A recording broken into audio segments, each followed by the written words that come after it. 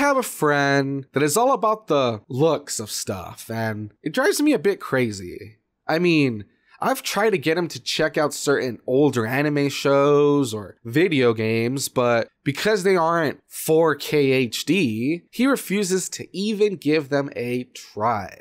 Focusing so much on the visuals of something is just something I can never understand, though. I mean, what's the point of something looking super gorgeous if the story or emotion just isn't there? I bring this up, of course, because despite all the hype surrounding Violet Evergarden, some have called it deeply beautiful, but as thin as paper. Set in an alternate version of Europe, the story follows the titular Violet Evergarden, a former child soldier trying to live a normal civilian life now that the war has ended. Contrary to popular belief, Violet is indeed human and not a robot, though her lack of emotion due to being used as a tool during the war and prosthetic metal arms makes it very easy to believe otherwise. Cold, logical, and without the ability to show empathy of any kind, Violet has a hard time connecting to anyone. The only exception, of course, is her commanding officer, Gilbert, the only person during the war to show her any compassion and who treated her like a human being. However, when the war ends, Violet wakes up with her memories of the war and of Gilbert's fate gone. Her new handler, Claudia Hodgins, a former soldier himself, hires Violet to work at his postal company and sets her up with a place to live. Despite excelling at her work within the postal company, though, Violet is drawn to the work done by Auto Memories dolls. See, in this world not many people have the ability to write, so they hire these so-called dolls to listen to what it is they want to say and then put their feelings into the form of a letter.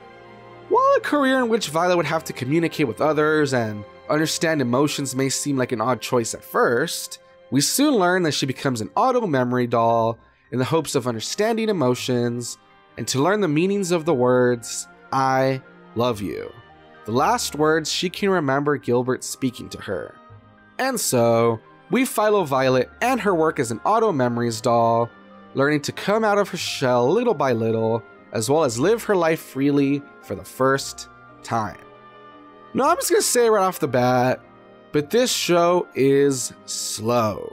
If you want a show where there's a lot happening in each episode and you can feel a lot of progress being made towards an overacting plot, then this show is not gonna give you that. Not only that, but the character of Violet is so emotionless and robotic when the series starts that it can be pretty hard to not feel bored watching her. In fact, I'm gonna be very honest and say that for the first 3 episodes, I did not care about this anime very much. It felt like the kind of show that was all look, but no feel. Like, yeah, it looks nice, but what's supposed to be the point? Why should I care that this blank slate of a character wants to write fancy letters for people that seem too whiny to just speak to one another? And if that is what anyone else felt when watching the show, then believe me, I feel you.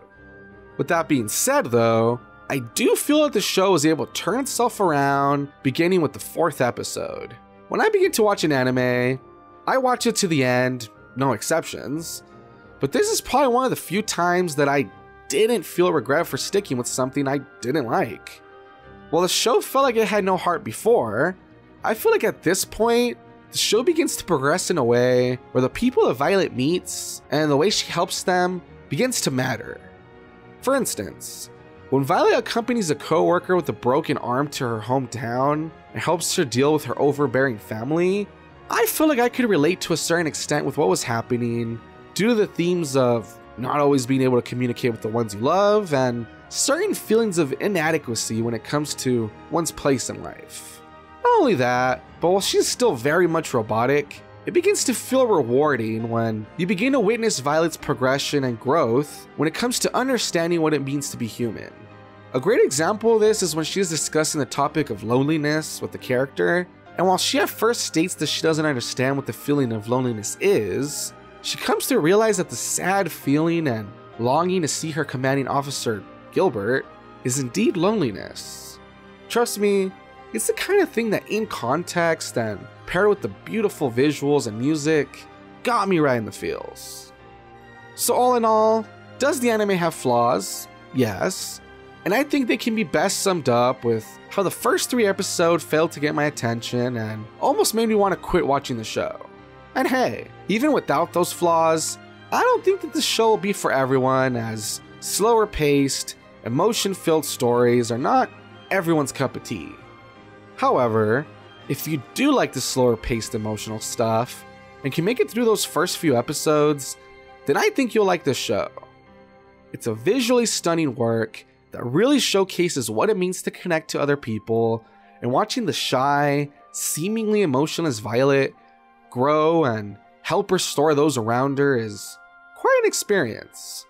Though it started off as a show that I had little interest in, I find it quite amazing how it was able to redeem itself in my eyes to the point where I would now recommend it. I know that there's a whole weird thing with some places not being able to get access to it, but if the show's available to you, I say don't pass up on the chance to watch it.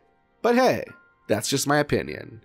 And remember, don't take anything I say too seriously. After all, I'm just a wannabe reviewer. Thanks for watching.